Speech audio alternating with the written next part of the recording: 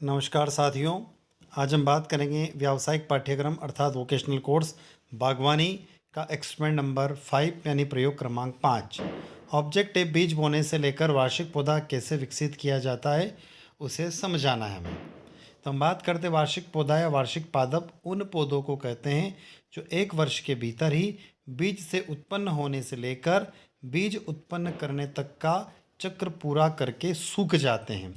वार्षिक पौधे ऐसे पौधे होते हैं जो हर साल मर जाते हैं और उनका पूरा जीवन काल यानी मात्र बीज के अंकुरण से लेकर अगली पीढ़ी के बीज के उत्पादन तक का होता है। एक ही बढ़ते मौसम के भीतर होता है और पौधे के मर जाने पर उन्हें फिर से लगाने की आवश्यकता होती है। आगे बात करें तो पौधों की प्रजातियों के आधार पर वार्षिक पौधों के लिए एक बीज से बीज जीवन चक्र 1 महीने में या कई महीनों तक पूरा हो सकता है। एक बार एक पौधा परिपक्व बीज पैदा कर देता है, वह मर जाता है लेकिन कई बीज छोड़ जाता है। ये बीज सभी सही मौसम आने तक निष्क्रिय रहेंगे।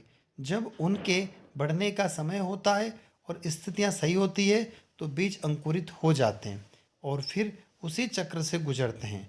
आमतौर पर वार्षिक पौधे हर साल एक पीढ़ी बढ़ते हैं। अधिकांश वार्षिक फूल वाले पौधे लंबे समय तक खिलते हैं। सर्दियों का अनुभव करने वाले देशों में पेंटूनिस और जेनियास जैसे वार्षिक फूलों के पौधे शरद ऋतु में वसंत से बगीचे में सुंदरता और रंग जोड़ते हैं।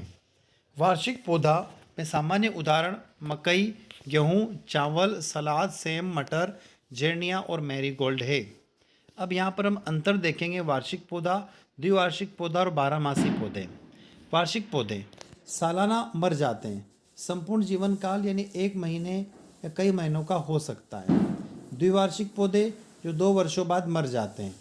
पहले वर्ष में वानस्पतिक संरचना विकसित होती है और दूसरे वर्ष में वृद्धि होती है। बारहमासी पौधे 2 साल से अधिक समय तक जीवित रहते हैं। वार्षिक पौधे मर जाने पर बीज छोड़ देते हैं और बीज सही मौसम तक सुप्त रहता है। द्विवार्षिक मर जाने पर बीज छोड़ जाते हैं और बीज उसी 2 वर्ष के जीवन चक्र से गुजरता है और बारहमासी मरने से पहले बीज पैदा कर सकते हैं। वार्षिक पौधे लंबे समय तक ब्लूम, सजावट और फूलों के लिए एकदम सही है। द्विवार्षिक पौधे बहुत सही तरह से ब्लूम, फूलों के लिए एकदम सही है और बारहमासी पौधे थोड़े समय के लिए ब्लूम यानी सदाबहार, बारहमासी भू निर्माण में उपयोग किया जाता है क्योंकि वे ठंड के मौसम तक जीवित रहते हैं। वार्षिक पौधे प्रतिवर्ष पौधों के मरने के बाद पुनः छिड़काव आवश्यक है। द्विवार्षिक पौधे पुनरावृत्ति आवश्यक हो सकती है। पौधे पहले वर्ष में केवल इसकी पत्तियों और तने उगाए जाते हैं और बारहमासी जब पौधे को बदलने की आवश्यकता होती है तो केवल पुनरावृत्ति की आवश्यकता होती है। अब प्रमाणिक बीज और स्वास्थ्य पौधे का प्रयोग।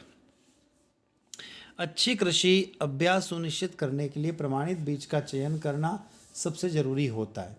ऐसी किस्मों की तलाश करना होती है जो रोग प्रतिरोधक क्षमता जिनकी अच्छी होती है। रोपाई के समय स्वस्थ और मजबूत पौधे को प्राथमिकता देना चाहिए। किसानों को किसी भी बीमारी के लक्षण दिखाने वाले पौधे को खुद चुनकर फेंक देना चाहिए। वैज्ञानिक डेटा के अनुसार उचित तरीके से बीज और पौधे लगाना।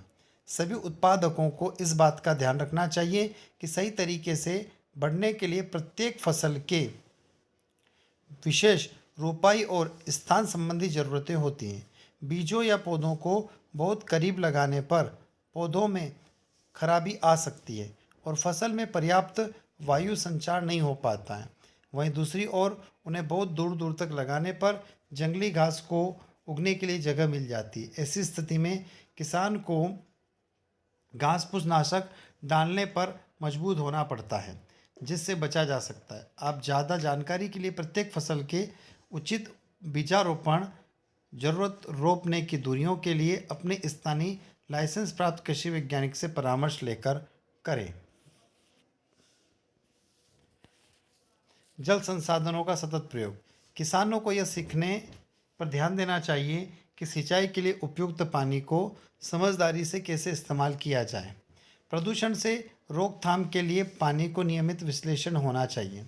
अगर खेत में जानवर हैं तो उसे किसी भी पानी के स्रोत से सुरक्षित दूरी पर रखें। जानवरों के अपशिष्टों में रोगाणु पाए जाते हैं पानी के स्रोत के पास रासायनिक पदार्थ न डालें। विशेष अनुमति पाने के बाद ही हमेशा स्थानीय अधिकृत विशेषज्ञों की देखरेख में आप रिसाइकल करने योग्य शहरी पानी का प्रयोग कर सकते हैं। आपको सभी रिसाइकल होने योग्य शहर पानी के बर्तनों को अलग तरीके से लेबल करना चाहिए ताकि वो भी पानी पिया ना जा सके। खाद का उचित प्रयोग। कई मामलों में खाद के सही इस्तेमाल से फसल की पैदावार में काफ़ी बढ़ोतरी होती है। हालांकि अनियंत्रित और गैर जिम्मेदाराना इस्तेमाल से मिट्टी, पौधों के उत्कों और पर्यावरण को नुकसान पहुंचता है। आपके लिए कुछ उपाय हैं। कोई भी खाद डालने से पहले हमेशा अपने स्थानीय लाइसेंस प्राप्त कृषि वैज्ञानिक से सलाह लें। आप अपने स्थानीय लाइसेंस प्राप्त कृषि वैज्ञानिक से परामर्श ले सकते हैं ताकि आप एक विस्तृत योजना पर सहमति बना सकें। आपके फसल इतिहास में कोई भी खाद डालने का रिकॉर्ड रखना चाहिए। इसके संबंध में सबसे सामान्य समस्या आती है कि अक्सर किसान भूल जाते हैं कि उन्होंने कौन सी खाद का प्रयोग किया है। कई मामलों में अपने स्थानीय अधिकृत संगठन में कम से कम एक पौधे की पत्ती का विश्लेषण करना समझदारी होती है। पत्ती विश्लेषण आपको अपने पौधों को विशिष्ट पोषक आवश्यकताओं को समझने में मदद करेगा। आपके द्वारा प्रयोग किए जाने वाले खाद अपने देश में पंजीकृत और स्वीकृत होने चाहिए। किसी भी खाद के उपयोग से पहले लेबल में दिए गए निर्देशों को ध्यान से पढ़ें। फसल सुरक्षा उत्पाद के उचित प्रयोग। अच्छी कृषि अभ्यास पालन के लिए फसल सुरक्षा रसायनों के उचित प्रयोग सुनिश्चित करना जरूरी है। कुछ उपाय। आपको शारीरिक उपायों को प्राथमिकता देना चाहिए, जैसे बीमारी फैलाने के लिए सभी बीमारी पौधे को हाथ से चुनकर हटाना चाहिए। आपको लेबल पर दिए गए निर्देशों को हमेशा ध्यान से पढ़ना चाहिए या किसी लाइसेंस प्राप्त कृषि वैज्ञानिक से सलाह मांगना चाहिए। सभी प्रयोग किए जाने वाले रासायनिक पदार्थों को आपके देश में पंजीकृत और स्वीकृत होना चाहिए। लाइसेंस प्राप्त कृषि वैज्ञानिक की देखरेख के बिना किसी प्रकार की फसल सुरक्षा उत्पादों को ना डालें और आपस में ना मिलाएं। फैलाव और रिसाव को रोकने के लिए हवा या बारिश के दिनों में रसायनों के छिड़काव से बचें। अगर खेत के पास मधुमक्खी के छत्ते लगे हो तो मधुमक्खी के लिए हानिकारक कीटनाशकों के प्रयोग से बचें। किसी भी स्थिति में कोई भी कार्यवाही करने से पहले मधुमक्खी पालकों को सूचना दें। ऊर्जा संसाधनों का सतत प्रयोग। कई वाणिज्य संसाधनों यानी ग्रीन हाउस में उत्पाद फसल के संतोषजनक विकास के लिए ऊर्जा के कई स्रोत उपयोगी करते हैं। हालांकि ऊर्जा संसाधनों की अनियंत्रित बर्बादी उत्पादन लागत में बहुत अधिक वृद्धि के कारण बन सकती है।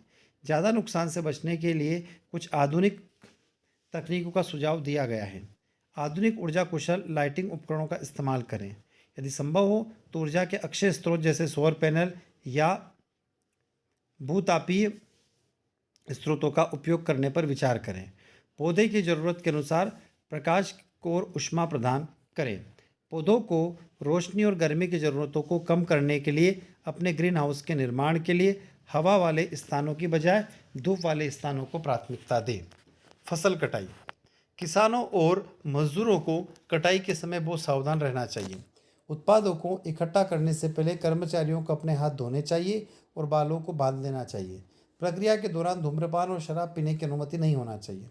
अपरिपक्व उत्पादों की कटाई से बचें। जमीन पर गिरे हुए फलों में प्रदूषण का ज़्यादा जोखिम हो सकता है।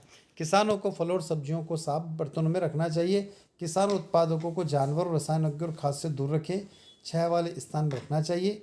उपकरण जैसे कैंची साफ और रोगाणु रहित होना चाहिए। तो साथियों, ये था हमारा एक्सपेरिमेंट नंबर 5 जो कि आपके व्यावसायिक पाठ्यक्रम वोकेशनल कोर्सेज बागवानी के अंतर्गत दिया हुआ था। इसको हमने इस वीडियो के अंदर डिस्कस किया। प्रैक्टिकल था हमारा बीज बोने से लेकर वार्षिक पौधे को विकसित कैसे किया जाए। इसको आप अपने प्रैक्टिकल रिकॉर्ड में आपको नोट डाउन करना है। तो आई होप ये वीडियो आप लोगों को अच्छा लगा होगा। अच्छा लगता है तो वीडियो को लाइक करें और चैनल को सब्सक्राइब करना ना भूलें। Thank you. धन्यवाद।